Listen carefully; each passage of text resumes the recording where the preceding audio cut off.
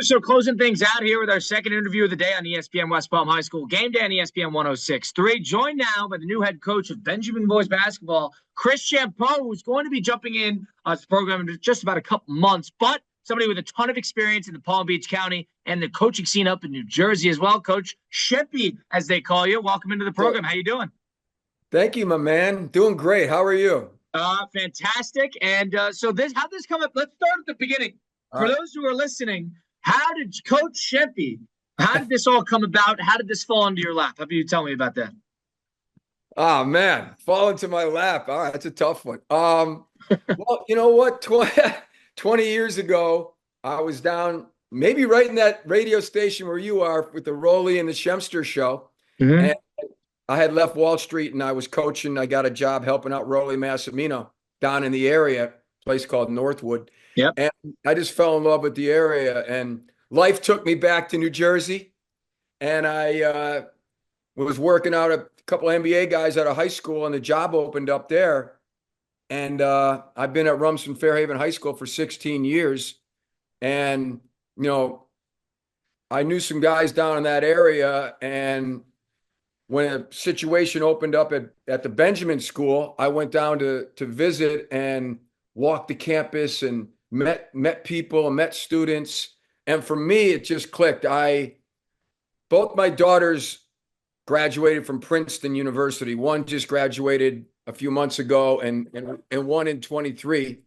And every time I was down there, people would say, this is the best place on earth, like Princeton. They loved it. They, just being there and everything. And I used to walk away from that campus and feel like, wow, I'm so glad they're here.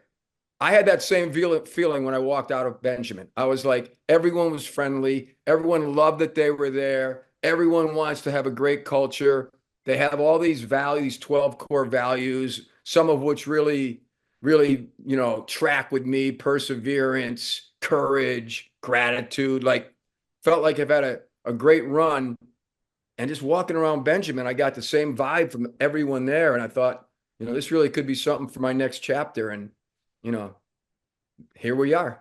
Here you are indeed. And I guess jumping back down to Florida, you mentioned your experience at the Northwood, which is now Kaiser University, right here in West Palm Beach, with Rolly Massimino, the all-time Villanova head coach. But the one thing that I wanted to add to that is, all right, you like the school, but this is a change. This is down in Florida. I know New Jersey, the Northeast, that is sort of synonymous with winters in Florida. But This is one of those things where this is sort of a jump that, all right, now not only just coming down here to hang out for the winter, I'm coming down here to coach. I'm coming down here to get something done. Was there any hesitation with that element that you were coming back to Florida from New Jersey? Not really, because, people were saying to me, like, Champeau, are you going to get a place on the beach and, what golf club? And I'm a golfer and all that stuff. And I'm like, I'm going to get a place 5 minutes from campus and I'm going to grind. I did, I'm Irish. I look at a light and I turn red. So me and the sun don't get along that well. So I'm not all about, I'm down there to coach, to build a culture, to get after it. Yeah. I mean, it sort of looks like, guy heading from New Jersey down to the Palm Beach area. But for me, it's like something that I just feel it's a time for me. I want to bring the culture there. I know a lot of the teams at the school are crazy successful. Basketball to me has become my life. I was a Wall Street guy, and I wanted to sort of start changing lives. And I love the camaraderie of a trading desk. But I just missed something, and I found it coaching basketball. And I always say, if we can wrap our arms around the culture and not the wins, that's what it's all about. So I'm pumped to get down there, get after it. I always say, like, my program here at Rumson Fairhaven, is a great 16-year run. We built it on grit and chocolate chip cookie skillets, because that's what we were all about. Like, we'd battle, then we'd go to Chili's. Sleeper dessert. I don't know if Chili's is a sponsor, but great dessert, by the way. If I may say so myself. Yeah. And so, I would call Chili's up and be like, all right, we're coming over. We need 28 skillets. If you don't have them, we're not coming. So, we work hard, we play hard, we do stuff together, we get after it. I do remember from my days down there, I believe the place was called Duffy's. Yep. They had a sneaky warm brownie sundae late that, not quite chocolate chip skillet level, but they were there. So I'm looking forward to checking that out. So you need to test out all the desserts in the area and figure out what the team post game is going to be, and where it's probably Duffy's makes a lot of sense. Good friend of the station. We love Duffy's over here, Oh, and Duffy. so that might be an opportunity for you to kind of test a little couple spots to see where the Benjamin Boys Yeah, team's going to go celebrate, huh? I think so. Like, listen, that's a testament to Duffy's. I haven't been back there to dessert in 15 years. I still remember Duffy's. I remember the dessert. I would take the guys there, and Rolly would call Duffy's Building 6 because there was only 5 other buildings on the whole campus. So he'd be like, Shempy, Building 6. Come on, babe. And all the guys would look at me and be like, Coach, brownies? And I'd be like, we're about to maul. We are going to maul brownies. Let's go. So yeah, fired up for that. But it's a hang, dude. Like I want to go down to Benjamin, get the guys together. Strength of the pack is the wolf. Strength of the wolf is the pack. Like, let's go. I'm pumped. And coach, let's talk about that Wall Street to basketball coaching segue. You mentioned you wanted to change lives. Was this sort of one of those moments? Be like, hey, like how many opportunities am I going to have to really change direction like this? Was there a lot of a back and forth in that, or was it a no-brainer that you wanted to go into coaching? It's a funny story. I was playing pickup basketball at the downtown athletic club where they used to give the Heisman, and playing a game, and Jay Wright was in there. No one knew who he was at the time. He was playing pickup basketball with a couple of guys that we all worked together. And I started talking to him afterwards, and he was like, "Oh, I'm at Hofstra and blah blah blah." And we developed a friendship. So all along, when Rolly went to Cleveland State, I'm from Cleveland. I'm from the mean streets of Rocky River, Ohio, and I got to know Rolly. And then when he was making his move down to Northwood, I was at a time in my life where I had, sort of come to a point where like I feel like I'd sort of run my course on Wall Street, and I always kept my hands in coaching, dude. I just love the camaraderie. I just love being part of something bigger than myself, and I had gotten involved in a couple of charities, and I just realized like this is really something that I want to do. So, I jumped in. I started training, and then I worked, I had like a reverse trajectory of a career. I was college, MBA trainer, high school. I'm working my way to a middle school job, and I'll probably end up at kindergarten level. But that was sort of it. And then, once I got into it, I've been in it for 16 years, and I feel it's been a platform changing lives. That sounds a little dramatic, but I think what it has done is, it gives me a platform and gives folks a platform to, get guys to believe in themselves and maybe do something different. We all know, like, you're single, you're not a parent yet. Yes, yes, on both fronts. Single, no Yeah. kids. So That's why you're going to Manasquan this weekend. Actually, I met my wife down there, as I told you, at the Osprey. But there's anyways, 1,000 stories like that, Coach. People dude, meeting each other, meeting their significant others at the Jersey Shore. It happens. Gloves in the air. you may come back from this weekend engaged. You never know. You never know, Coach. You never know. 100%. Unbelievable. Yeah, But man. so it's been fascinating. So I guess the camaraderie of coaching, but I wouldn't undersell it. The impact that coaching has. These are kids at the developmental stages of their lives, and they need a team, and that's a lot of the ways. Especially basketball. I love the tight knit group nature of a basketball team comparatively because there's 15, 20 guys, and that's on the bigger end. So you got a lot of not a big group to hang out with, and that's sort of your best friends. I played basketball growing up too. Those are my best friends still to this day. And you never forget your first great coaches and everything like that. You never forget all that stuff. So I wouldn't undersell the impact. Yeah, I mean, I think you're right. I mean, I still remember my coaches. I mean, listen, what I've tried to do is, everyone's role is different, but everyone's status is the same. Like, we hear that. But like, I've tried to live it because I was a bench guy, for a while in high school. So like, that means so much to me. So my bench sits ranked by enthusiasm. So each week, the kid gets to stand up for 1 minute and say, I'm third from the end of the bench. I took a charge. I went and got water. I helped out our manager. I did this, this, and this for 1 minute. It's called a rebuttal. He gets to learn how to public speak, learn how to work in a group, and then he sits back. And then the next kid comes up. So we do that every week. And then we adjust. So every week, that bench is moving and rotating. They sit ranked by enthusiasm. So guys 15 years later still come to me and say, like, that was something that really changed my life, because even though I wasn't a starter, I knew that, like, what I did had value, and you guys believed in me. And so little things like that, to me, can make a difference. We still have, like you said, like, I'm going to weddings now. Like, we talk about attitude. That's our thing. Hand in the middle attitude. Like, you, for me, it's like, wait, you get to do this. You get to do this, not have to do this. Like, so when you talk about attitude and all the things that we can do, good day, bad day, attitude. Great teammate, bad teammate, attitude. I always say too, it comes down to taking a charge, talks a lot about how you are in life. And I tell this to the team, and I'll tell this to everybody. In that split second where your brother is beat and the guy's going by him and the basket's off your right shoulder and you're guarding your guy, but you're in help. In that split second, you're going to ask yourself 3 questions. In a split second, do I love my team? Do I love my town?